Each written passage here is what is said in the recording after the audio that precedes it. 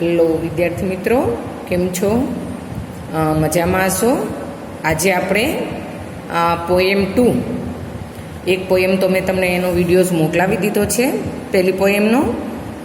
આ પોએમ 2થી આપણે હવે શરૂ કરીશું, જેનું નામ છે પેન્સિલ. આમ તો આ કાવ્યનું નામ છે ડોટર રાખવાની જરૂર હતી, પણ બહુ ગર્ભિત સંદર્ભ છે આ કાવ્યનો. જે મેસેજ છે આ કાવ્યનો એ કવિએ આપવા માટે પ્રયત્ન કર્યો છે. ઉપર છેલ્લું જોતાં પેન્સિલ એવું જો એ વાંચીએ તો આપને એમ થાય કે પેન્સિલ એટલે આપણે જે લખીએ છીએ જ પેન્સિલનું કાવ્ય હશે, પણ એકચ્યુઅલી દીકરીનું કાવ્ય છે. દીકરીને શું કરવું ગમે છે, દીકરીને શું નથી કરવું ગમતું, એ ગુસ્સે થાય ત્યારે શું કરે છે. પણ પેન્સિલના સંદર્ભમાં એટલા માટે આપ્યું છે કે આપણે જ્યારે ન ગમતી બાબતો કરવાની થાય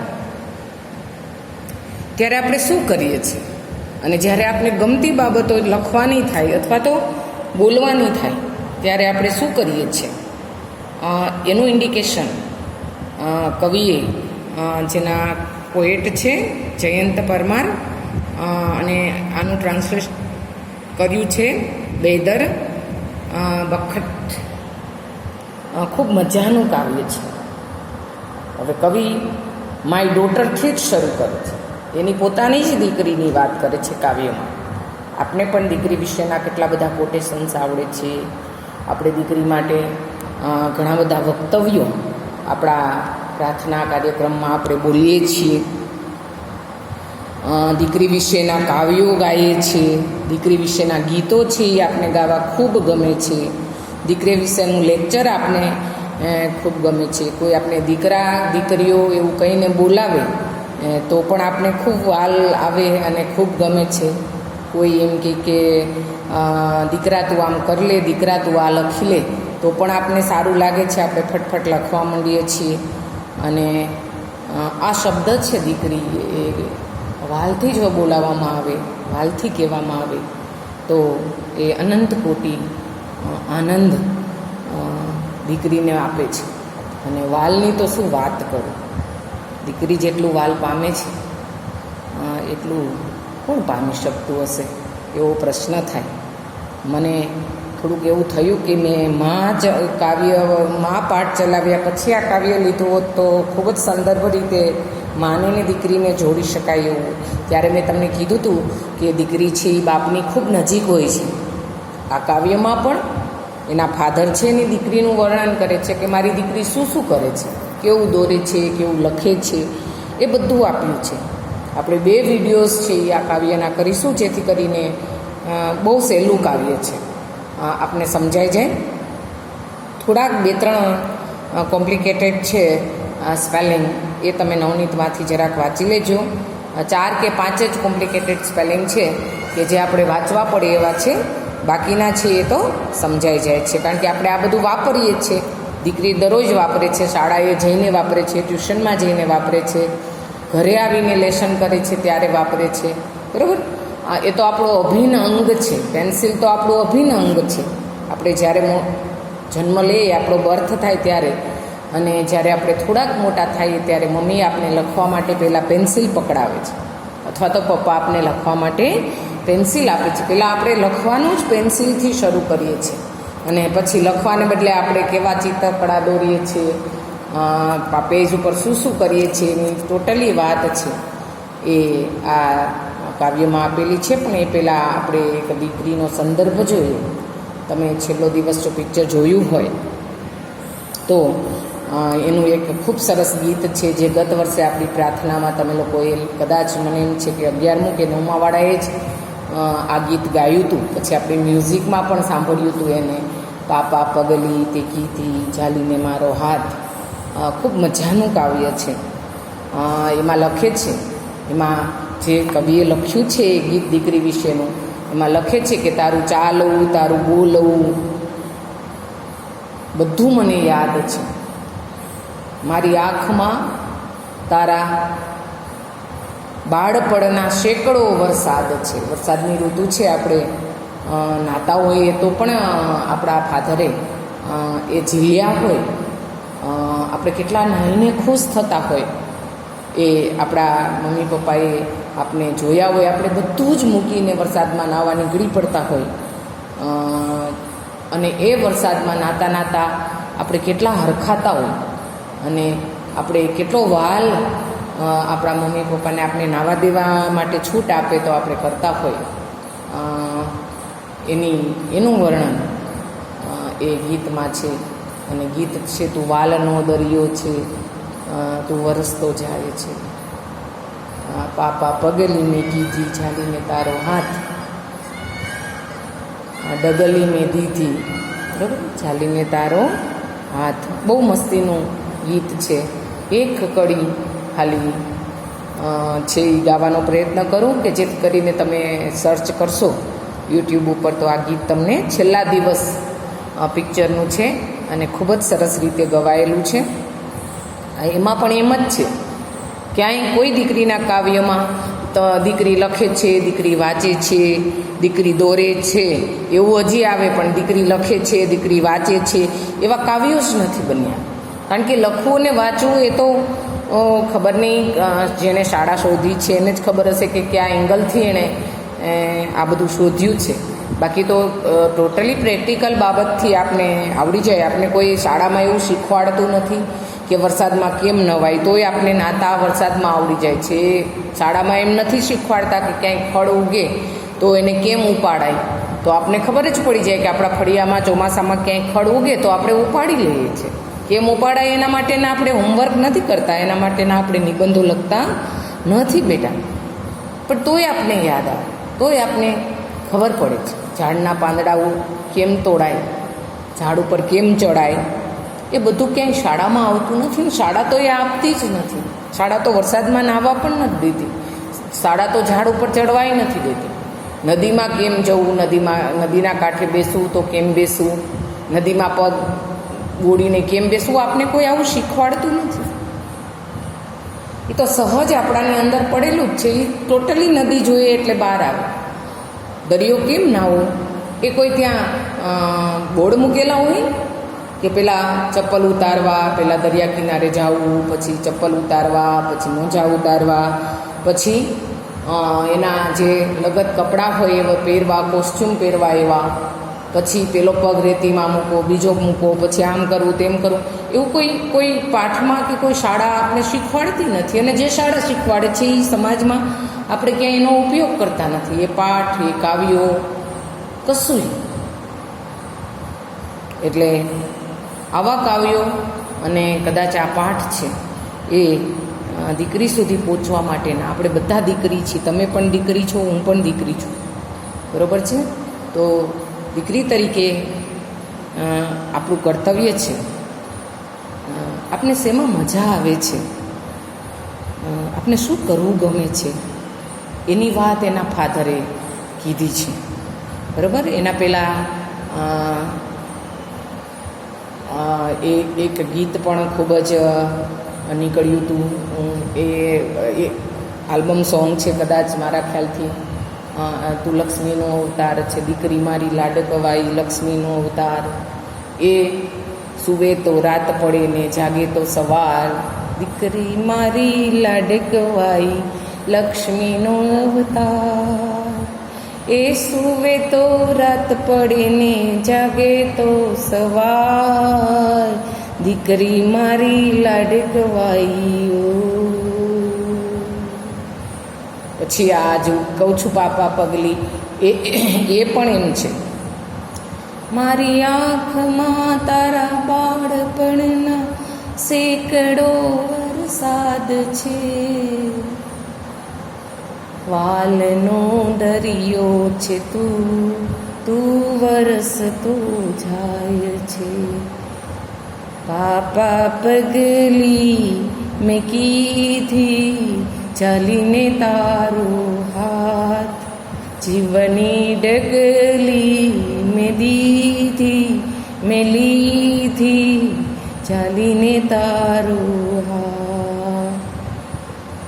તારું ચાલવું તારું બોલવું કાલું ને ઘેલું યાદ છે, મારી આંખમાં તારા બાળપણના સેંકડો વરસાદ છે.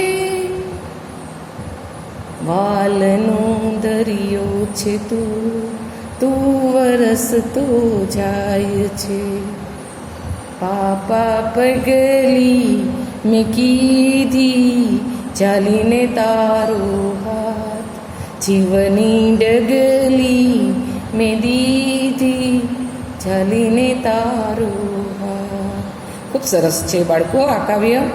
તમે બધા મને ખૂબ યાદ આવી ગયા. નવમામાં બધા વિદ્યાર્થી મિત્રો શાળા હોય તો કેટલી ધમાલ કરતા હોઈએ આપણે, અને આવું બધું તમે મારી સાથે ગાતાય હોત અત્યારે મારી સામે હોય તો, પણ નથી એટલે ત્યાં મૂંગા પણ ગાઈ લેજો, કોઈ ન હોય તો મારી જેમ પણ ગાઈ લેજો. ઓકે, હવે આપણે પેન્સિલ કાવ્ય શરૂ કરીએ. પહેલાં હું બધી મારી વાલી દીકરીઓને આ કાવ્ય માટે અભિનંદન આપું.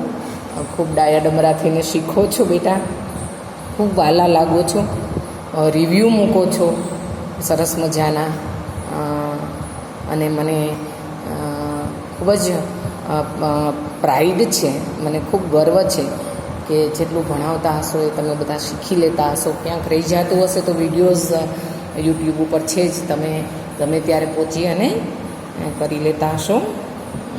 સારું, આપણે કાવ્ય શરૂ કરીએ. ખૂબ જ સહેલું કાવ્ય છે. માય ડોટર,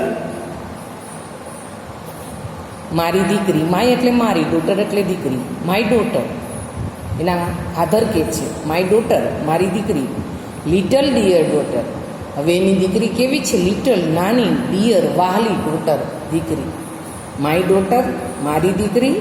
લિટલ, નાની, ડિયર, વહાલી, ડોટર, દીકરી છે. મારી દીકરી, કોને દીકરી ન વાલી હોય? કોણ પિતા એમ કહેતું હોય મારી દીકરી નથી સારી? ન જ કે કોઈ દીકરીના બાપ એમ ન કે મારી દીકરી નથી સારી એમ. એની ગમે એટલી ભૂલો હોય, એના ગમે એટલા ઓછા માર્ક્સ હોય દીકરીના, ભણવામાં એ નબળી હોય તો પણ મા બાપ કોલર ચડાવીને કહેતા હોય હા ભલે હજી નાની છે, મોટી થશે તો બધું આવડી જશે એને પણ. એટલે કવિ એમ કહે છે માય ડોટર, મારી દીકરી. લિટલ ડિયર ડોટર, ખૂબ નાની મારી દીકરી. લાઇટ્સ એ પેન્સિલ, લાઇટ્સ સળગાવે છે. પેન્સિલ, પેન્સિલને સળગાવવું એટલે શું કરવું કે પેન્સિલની અણી કાઢવી. પેન્સિલને સળગાવવું એટલે શું? અહીંયા કોઈ તાપ લઈને સળગાવવું એવું નથી. લાઇટ્સ એ પેન્સિલ, પેન્સિલની અણી કાઢે છે. લાઇટ્સ એટલે સળગાવે છે, પેન્સિલને સળગાવે છે. શેનાથી?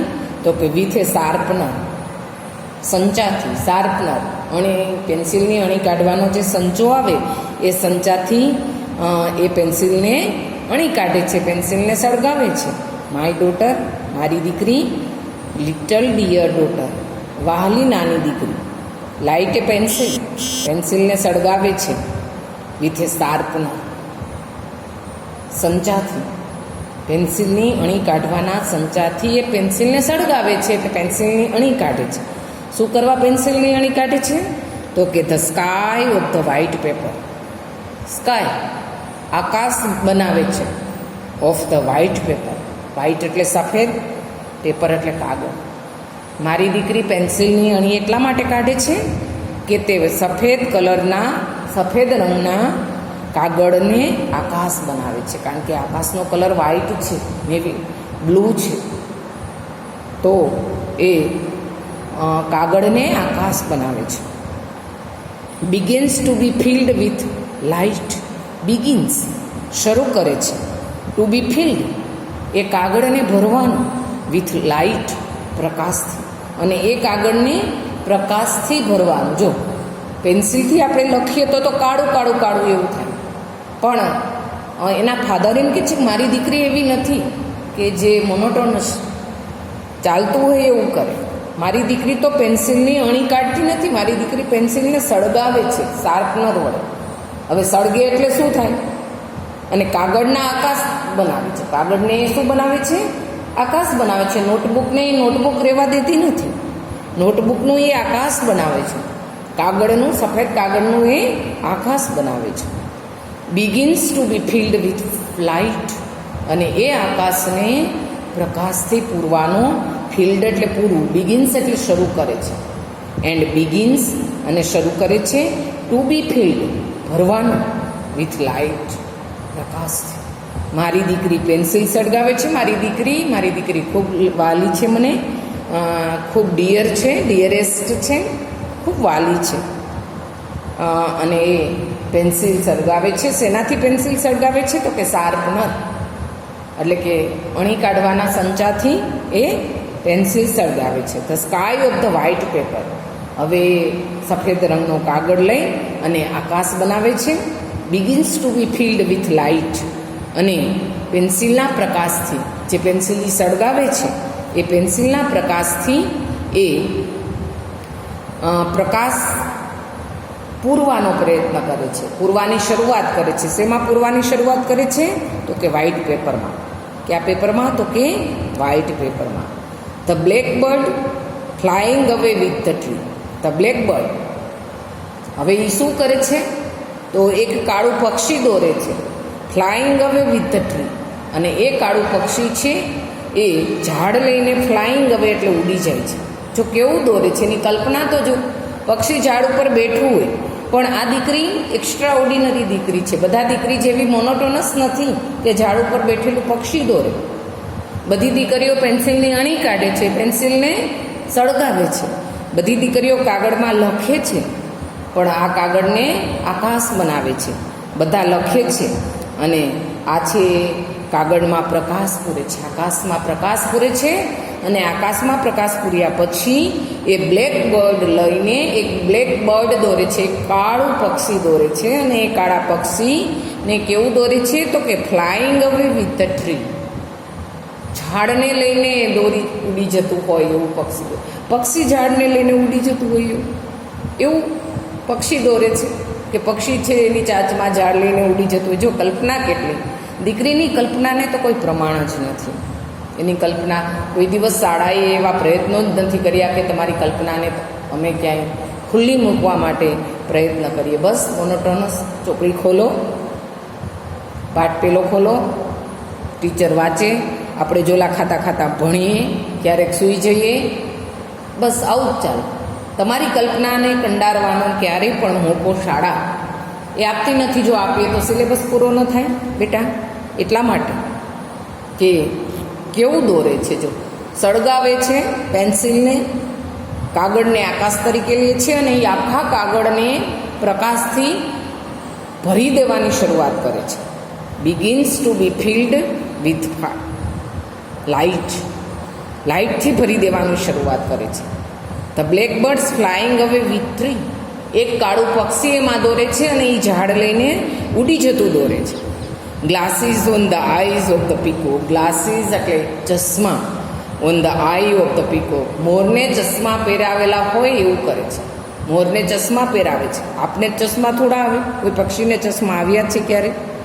Glasses on the eyes of the peacock, અને મોરને ચશ્મા પહેરાવે છે. અહીં સુધી રાખીએ, ફરીથી જઈએ. આજે થોડીક સંદર્ભ લીધો છે એટલે થોડુંક જ ચલાવશું.